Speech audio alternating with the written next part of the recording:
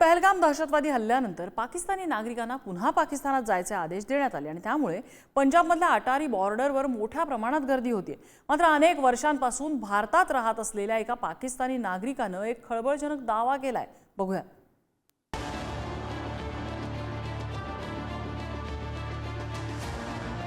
पिछले 20-30 सालों से रह रहे हैं। हमने वोट भी कास्ट किया, हमारे हर डॉक्यूमेंट्स यहाँ के बने, आधार कार्ड है, इलेक्शन कार्ड है।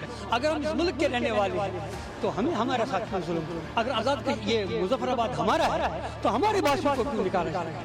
मुझे 41 साल हो गए हैं, ना माँ है, ना बाप है, ना बहन है, ना भाई है, मेरा कोई ठिकाना नहीं है। भारतातील पाकिस्तानी नागरिकांची देश सोडण्याची डेडलाईन संपली आहे। गेल्या 6 दिवसांमध्ये 786 पाकिस्तानी नागरिकांनी अटारी वाघा सीमेमार्गे भारत सोडलाय। मात्र यावेळी पाकिस्तानी नागरिक ओसामाच्या दाव्यानं भारतीय यंत्रणेची पोलखोल झाली आहे। आपण 17 वर्षांपूर्वी भारतात आल्याचं सांगत रेशन आधार कार्ड काढत मतदान केल्याचं ओसामा यानं म्हटलंय। हम यहाँ पे 17 सालों से, हम 2008 में आए थे, 24/11/2008 में। तो हमने विदिन 15 डेज यहाँ पे आते ही हमने वीजा स्टे करवाया था। सरकार से मैं यही अपील करूंगा, देखो सबसे पहले तो प्रैक्टिकली होकर सोचा जाए, ठीक है। सबसे पहले ये सरकार से मैं अपील करूंगा कि आप कुछ टाइम की मोहलत दे दें, कुछ हल निकालें, कुछ टाइम की मोहलत दे दें। अब जो फैमिलीज यहाँ पे पिछले 20-30 सालों से रह रही हैं, हमने वोट भी कास्ट किया, हमारे हर एक डॉक्यूमेंट्स यहाँ के बने, आधार कार्ड है, इलेक्शन कार्ड है, राशन कार्ड है, हमारा डोमिसाइल है मेरी यहाँ की, बाकी सारे डॉक्यूमेंट्स मेरे बने। अब मैं यहाँ से कहाँ जाऊँगा? मेरा 10th भी यहाँ से हुआ है, 12th भी मेरा यहाँ से हुआ है, मेरा बैचलर चल रहा है अभी। त्यांनी शेवटी जर बाईट दिली असेल तर त्याची देखील चौकशी झाली पाहिजे।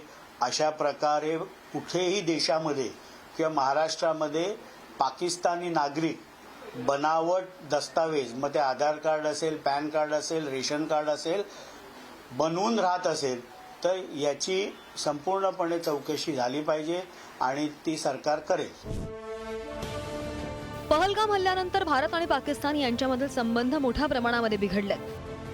त्या पार्श्वभूमीवर भारतातील पाकिस्तानी नागरिकांना 29 एप्रिल पर्यंत देश सोडण्याची डेडलाईन दिली होती।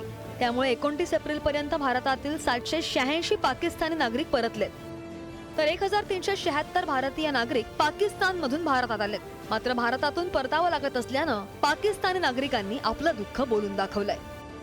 परसों रात को अचानक इन्होंने बोला क्योंकि हम एक लीगल तरीके से यहाँ पर लॉन्ग टर्म वीजा के थ्रू जो है वो स्टे कर रहे थे। 3 साल से मुसलसल हम एप्लीकेशन फिल कर रहे हैं, लेकिन हमें वो एप्लीकेशन कभी एक्सेप्ट नहीं होती है।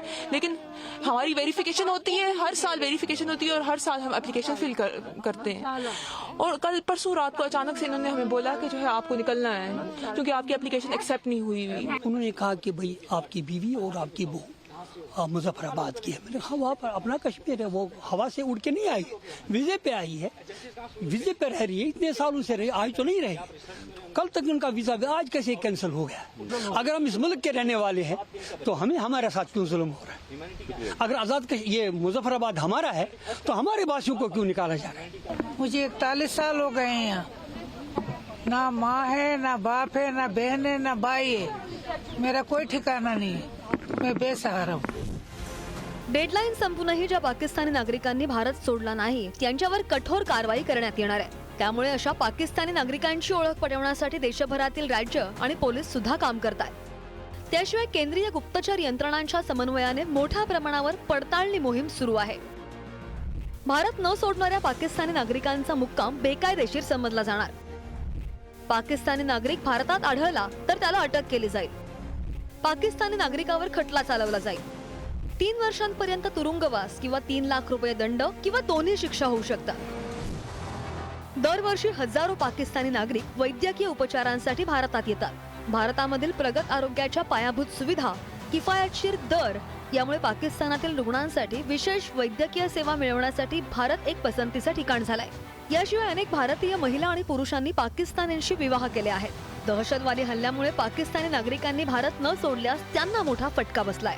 त्यामुळे जे पाकिस्तानी गेले नाहीत त्यांच्यावर काय कारवाई होणार हे पाहणं महत्त्वाचं असेल। ब्युरो रिपोर्ट, पुढारी न्यूज।